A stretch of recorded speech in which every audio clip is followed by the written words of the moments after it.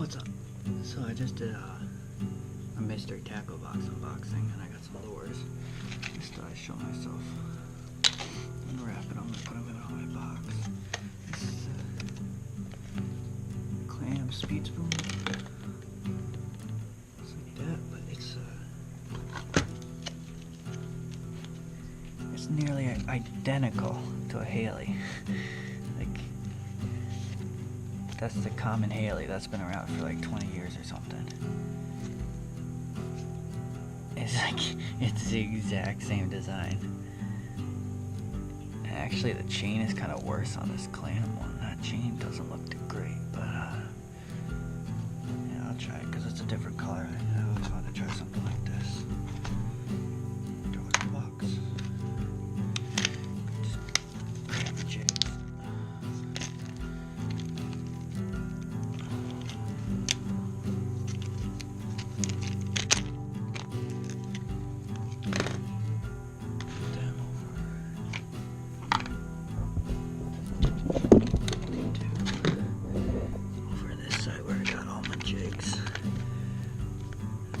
Right in there with all my jigs. All tungstens, some more muscas. That's a shad dart. I just thought I'd throw it in there. That's from the last mystery tackle box. And that last mystery tackle box. I haven't used any of this stuff yet. I've just been too busy with my other lures. Might as well show off my whole lure box while I'm here. I got these Lindsay darters. I started off with the perch one, and I was nailing fish on this when they were aggressive, but they haven't been aggressive in a while.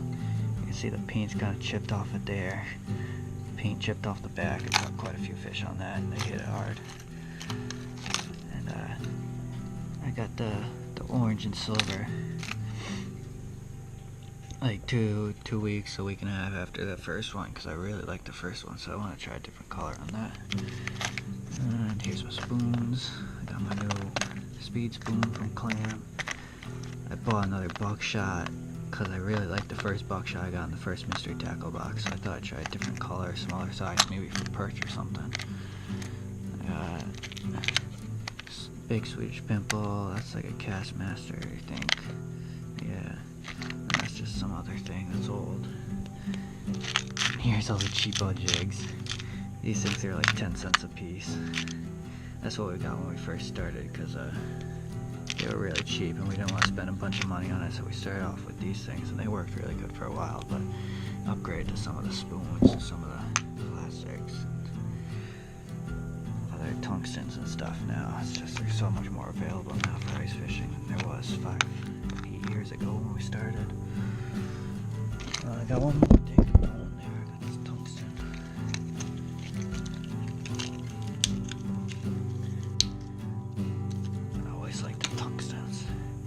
So heavy, they sink right down. And that's a nice like fire tiger design, I think they call it, where it's black stripes on the back, orange belly, yellow head. At least that's what they call this one too. It's the same design, black, yellow, orange. And I got this other tungsten in here too, yellow one. That one was working pretty good, so I got quite a few tungstens now. Those are always nice. That's my little box.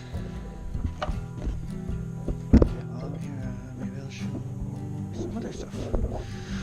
Oh, these are my ice fishing poles. I keep them in a bucket just so they don't like bang around or get bent in the car when I'm traveling with them. Pretty good method. They always get tangled. This is gonna be a mess. I should have untangled it before the video. Chill there.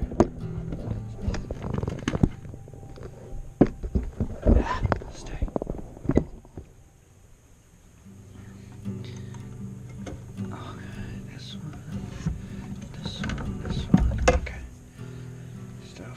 This is one of my dead stick setups.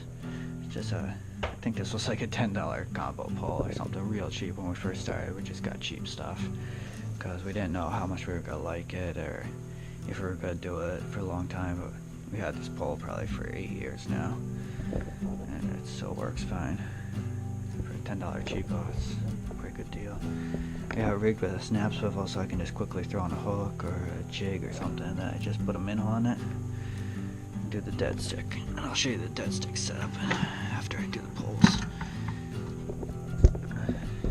It's my second pole. This is more of my jigging pole. It's kind of heavier, like $30 combo from Gander Mountain.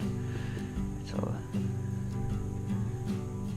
it doesn't say what kind of action it is. I got this one with a snap swivel too, so I can just quickly change from jigs. It helps a lot when you're out there and you want to try something different. The fish aren't biting good. It's my second dead stick pole. Got a sinker and just a single hook. Drop a minnow on there, drop it down. My last one is my light jigger. This one's real light. 24-inch light. When you get a big bass or something on that, it pulls it right down. This thing's so light. Go with a little tungsten for sunfish or perch or anything I can get with that. That's my pole setup. And of course I got my other pole I use for jigging with the buckshot there. Show the buckshot. Oh, I'm gonna have to put those down for this. Because this lure is my favorite lure of all time now. I use it any lake, big or small. I'll catch tons of fish, bluegill, crappie, bass, sunfish, anything. Gold buckshot with a little bit of red and an eye. I changed out the triple hook for a single. I just find it easier to put like a single minnow head on the single hook. And it's got nice rattles in the back there. And that's like my main go-to lure for any lake. Sinks quick, easy to find the bottom, easy to mark fish. Okay, I'll go over to my tip down setup. It's kind of dark over here. These things, my dad made these. He was really interested in these because my cousin had them, so he went ahead and made a whole project out of them. He made like 7 of these things. He just goes crazy when he gets in his project moods and just makes things.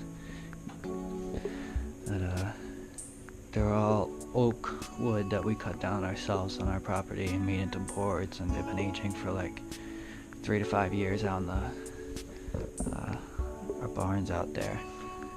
He planed those down, cut them up on a bandsaw or a table saw, and made these tip downs out of them.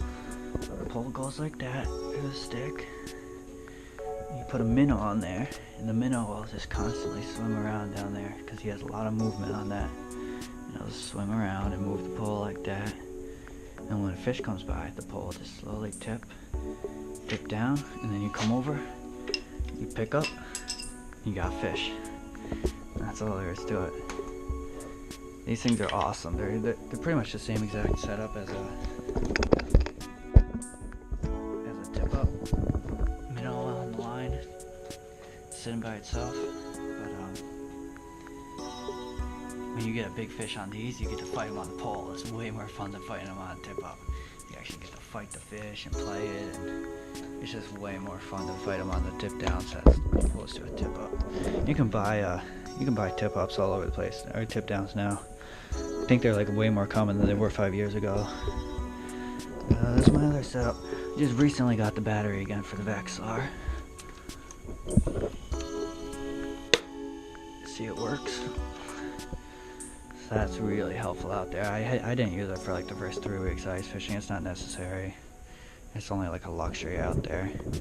But it's really nice to be able to see the fish. This is what I use to pop the holes in. Got razor sharp blades on there, which I cut my finger, which I might show in another video later. It's already starting to heal up. It's not bad anymore, but I just like to cut my finger on there the other day. You gotta attach to a drill.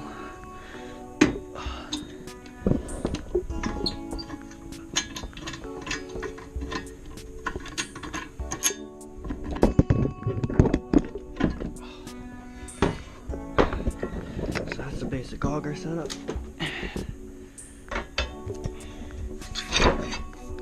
For the first 5 years of ice fishing, we hand cranked all the holes like that. You spin around, crank the hole. But 2 years ago maybe, my dad has a machine shop, and he made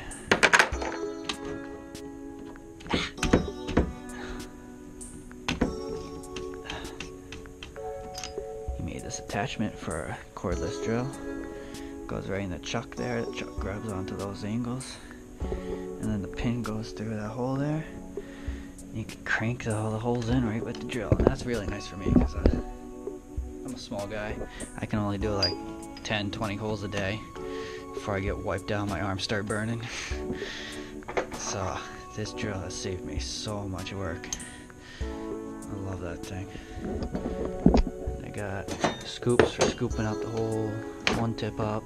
If I'm pan fishing, I really bring like one tip up out with me because it's not even worth it. Pliers, take hooks out, they swallow them. Spikes for shallow water.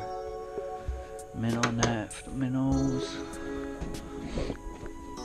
That's pretty much it. Got all my gear here, bibs, sweatshirt. Got the nice gloves. These things are really expensive. I got these a long time ago though. But they are amazing. I've never had cold hands in my life because of these things. They're really, really insulated, thick. And the mitts are good for the real cold days, otherwise I use the fingers. Stupid water pump. Water pump has to ruin the video.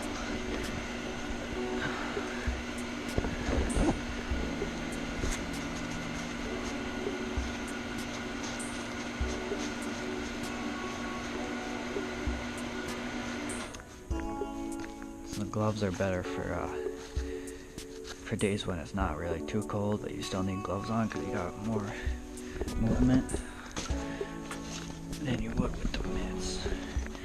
But the mitts are nice for days when it's really freezing cold, like below 0. Because your hands will never get cold with the mitts. I got the Ice Armor bibs. These things are awesome. They got tons of pockets in them. Never get cold with those things. And I just throw 1, 2, 3 jackets on, and then my heavy jacket. And I'm never cold out there. These boots aren't the greatest, but they work. That's pretty much all my gear. Just thought I'd show off some of my stuff. I don't know if I'll even post this or whatever. It might just be for myself. See what I had at this point and what I have in 5 years from now. Yeah, that's it. Oh, and the jet sled. This thing is awesome. We bought this when we first started ice fishing because like we were carrying our stuff out in 5-gallon buckets, and that's not really efficient when you have this much gear. So this thing was like $80, $100 or something. We dropped the money on it. It was like our first big investment for ice fishing besides the $70 auger or whatever we started out with. And yeah, this thing is amazing. I used it to haul wood up in the house when there's tons of snow and you can't drive a 4-wheeler tractor around. Used it for like tons of stuff in winter. You can use it in summer too. It has more friction on the ground, but this thing is awesome. It's so thick you'll never put a hole in it from a rock or a stick or anything. It's been through some really tough stuff. We got it marked up with a couple measurements here. 9 inches for crappie, 12 inches for something, 16 inches for walleye. It's actually 15 inches in New York, but I mislabeled that. And that's our basic setup. Okay, I'm done. I'll see you later.